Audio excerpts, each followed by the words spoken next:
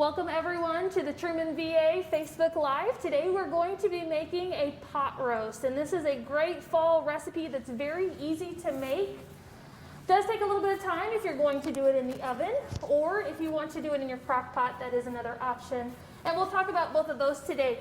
But my name is Lindsay Kelly, and I am the Healthy Teaching Kitchen dietitian here at the Truman VA Hospital.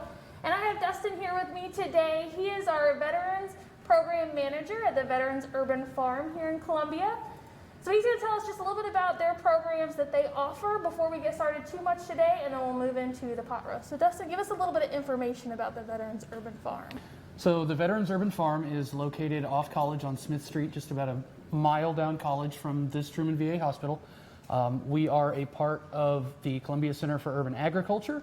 The Veterans Program just started this year, March of 2020. And we are currently offering work therapy for VA patients in the transitional work program at the farm. And we plan to expand to offer other services for VA patients, as well as community engagement for veterans and folks who would want to support veterans in the community.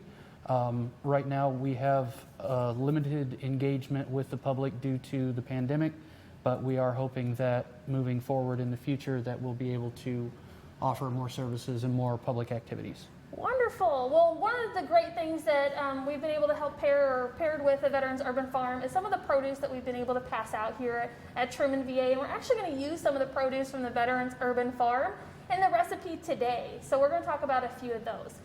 So today we're going to be making this fall pot roast using a bottom round roast, and that's because it's going to be a little bit leaner. Now we're going to do a couple steps at the beginning of this recipe that you can completely omit if you want something that's a little bit faster and not quite as many steps.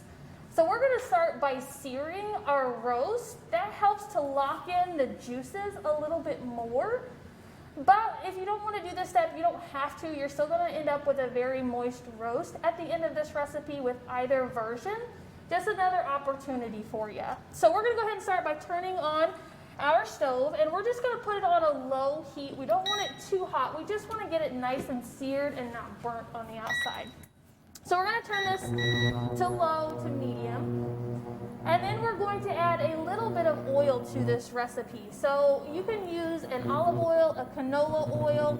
We're going to use a canola today because it can tolerate a little bit higher heat than an olive oil can. And we just want to get the bottom of our pan nice and coated. That way we can make sure we're searing all edges of our bottom round roast. So we're going to go ahead and use our tongs. That way we can have some food safety here. That way we're not touching the raw meat. But we're going to go ahead and take our roast out of the package, and we're going to put it into our pan. All right, so you can hear that nice kind of sear. I hope you guys can hear that. So it's going to start to sear on that bottom. And while we're starting to sear this side, we're going to sprinkle a little bit of garlic salt onto the top of our roast. And then when we flip it to sear the other side, we're going to sprinkle a little bit more on there. Now, if you're wanting to reduce your salt intake a little bit, you can use a garlic powder instead. And this is going to take about 1 to 2 minutes on each side to get a nice sear, and that'll give your roast another texture as well. So Dustin's going to be doing this part for us. You'll see him flip it every once in a while, and you'll see the nice browning on the outside. So we'll come back to him in just a second. But again, if you don't want to do this step, that's okay. You can omit this one, go ahead and put it in your pan, and then put it in your oven. All right, so some of the vegetable options we have this time of year make some really good varieties to add to your pot roast. Some of the traditional ones we commonly think of whenever we make a roast is our russet potato, and this can be a really nice option. A lot of flavor in it. It will absorb the juices in your pot roast that's going to be cooking out of it and add some extra flavor to your potato as well. All right, another option you can do, this one is actually from our Veterans Urban Farm. It's one of the sweet potatoes that they've grown this year. This can be another really nice one to add to your pot roast. It adds a ton of flavor some more vitamin A, some more fiber, and a ton of really, really nice color to it. A little bit starchy again, so if you're watching your carbohydrates, both of these options will add a few more to it, but that's okay. Another good option if you're thinking about trying to lower the carbohydrate amount in your recipe is to swap out one of these potato options with something like radishes. These can make a wonderful potato substitution in recipes like this one, the pot roast. Also works really, really well in other recipes like a potato soup. These make a good alternative. And these are from our Veterans Urban Farm as well. And you can see there's a lot of varieties of colors that are available. And we're just going to put these in with the roast as well. Traditionally, a lot of times we will see that carrots are added, another one of those fall root vegetables. If you're looking to try a little variety to your pot roast, another nice option is a parsnip. So it looks very, very similar to a carrot, and you're going to use it just about the same way you would the carrot in this recipe. Outside of it, you're just going to go ahead and take your vegetable peeler and peel off that outside skin, and then you're just going to chop it just like we did our carrot. Has a little bit of a nuttier flavor than the carrot, so it'll add a kind of another flavor complex to your recipe as well.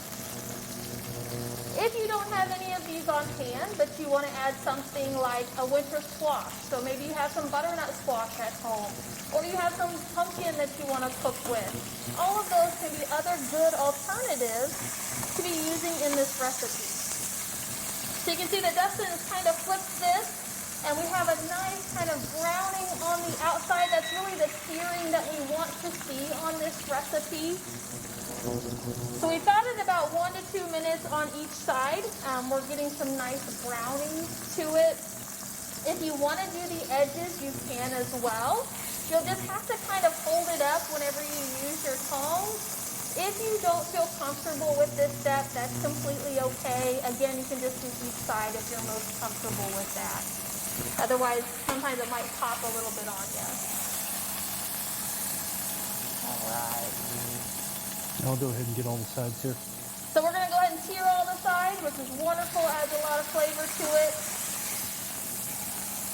Now, we're also going to be, once this is done, we're going to be deglazing our pan here in a couple of minutes. And there's a lot of opportunity to get some extra flavor. So as we're searing this pot roast, at the bottom of this pan, you're going to see some little brown bits. And that's okay. That is part of the meat that's helped to brown, and it's going to add even more flavor to your final recipe. And you guys can probably hear that wonderful sound from the searing of it. All right, I think we're on our last side. Yep, I think we're pretty good. Wonderful. So go ahead and remove at this point your pot roast and put it in whatever you want to bake it in.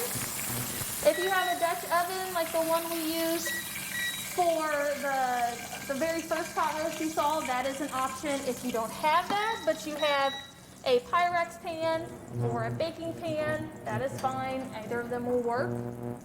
All right, so in our pan, we have a little bit of oil left. If you have a lot of oil in your pan, go ahead and remove a little bit of it. We're going to go ahead and leave this today. And we're going to add in our sliced onion. So Dustin's going to go ahead and toss that in there, kind of break it apart. We just slice it in nice big strips, so very similar to what you do for a fajita. And this is just going to start to caramelize those onions a little bit and add some extra flavor in there and really start to bring out some of the flavors in the onion.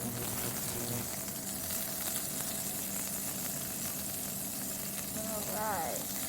And we're going to start to kind of stir those around and let those cook. And they'll just cook for a couple of minutes. If you wanted to add your carrots at this point and get a little more flavor into them, you can do that as well. When we start to think about adding our vegetables into our pot roast as it's cooking, there's a couple of things you want to keep in mind. How soft do you want your vegetables at the end? And how big is your pot roast and how long will it need to cook? Because both of those can play a part in when you want to add your vegetables. If you like your carrots a little bit softer, you can go ahead and add them at the beginning of this cooking process. So the pot or the roast that we have today that Dustin seared for us is about 2 pounds. So it's going to have to cook for about 2 to 3 hours.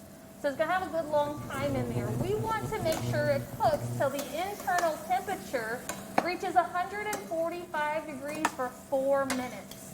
So you'll need to pull it out of your oven, use your food thermometer, and it's going to have to sit in there for a little bit. Because the meat is so thick, we want to make sure we have plenty of time to accurately measure that temperature. Okay? So if you add them at the beginning, they're just going to have a little more time to roast. It allows those sugars that are naturally in those vegetables to come out a little bit more and makes them a little bit sweeter. Okay, so roasting adds a lot of extra flavor.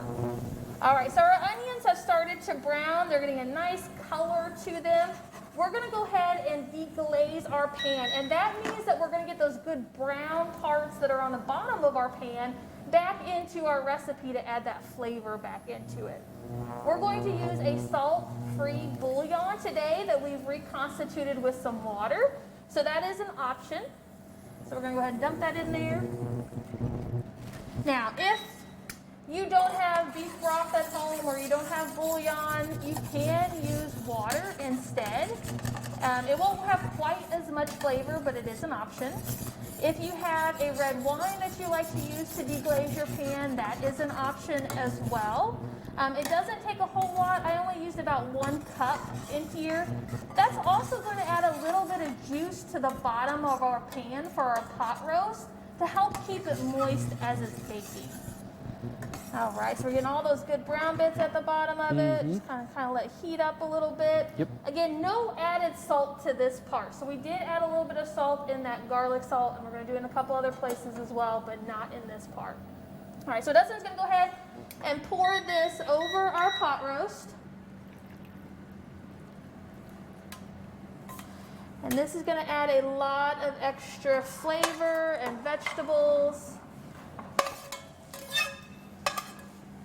Now, if you're someone who doesn't like onions, you definitely don't have to do as many, or you can omit those and just deglaze your pan without the onions in it. That's okay. But on top of this, we're going to add a couple other seasonings. So we're going to add a little bit of Worcestershire sauce. So this is going to give it another kind of flavor complex. And we're just going to drizzle a little bit over top of it. We're going to add, and that was about 2 teaspoons. Then we're going to add about 2 tablespoons of soy sauce. So your Worcestershire sauce and your soy sauce are going to add a little more salt to this recipe. So if you're looking to omit some extra salt, these are options you can reduce the amount of, and look for lower sodium versions of them. And then we're going to sprinkle this with just a little bit of that garlic salt. Again, we're not going to overdo the salt, we're just going to flavor it. And then add a little bit of pepper to it as well. Now, if you have fresh ground pepper, go ahead and use it too. Both are good options. Now, since I like my vegetables a little bit softer on this part, we're going to go ahead and add our carrots and our parsnips. Not only does it add a ton of flavor, but it's so pretty, very fall. All right. And then we're going to cover this, and we're going to put it in our oven for about an hour to an hour and a half. We really want it to bake for about half the time. And then once that is done, we can add more of our potatoes or our radishes or whatever other kind of starchier item you're adding. Turnips are a good alternative as well. Turnips can be a great one too. That's another wonderful option. If you have turnips, slice those up, dice them up. If you want them to be a little bit softer, cut them a little bit smaller. If you're okay with them being a little bit more firm, you can leave them a little bit larger. But then halfway through, you're going to take the foil off, add your other vegetables, replace the foil or the lid, depending on what pan you're using. That helps to keep the juice in for it. And then we're going to bake it. So we're going to bake it for a total for 2 to 3 hours at 350 degrees. Again, making sure that internal temperature reaches that 145. And then we end up with this beautiful finished pot roast that has our parsnips, our carrots, our radishes, our potatoes, and a great lean protein source. Okay? So if you wanted to do this in your crock pot instead of in the oven, you can do it on low. So put all of your ingredients, sear it just like we did. Go ahead and put all your onions, your carrots, your potatoes, put everything in there.